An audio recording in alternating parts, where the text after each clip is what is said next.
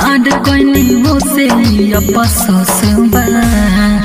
गोर के चाहत में तो मदहोश बा प्यार कोई वो से अफसोस बा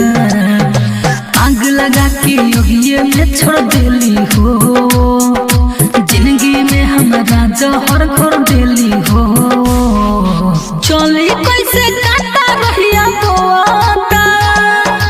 चली कैसे काटा रहिया बोआता एगो दिलवा हंसे एगो रोता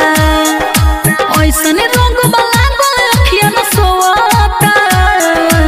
एगो दिलवा हंसे एगो रोता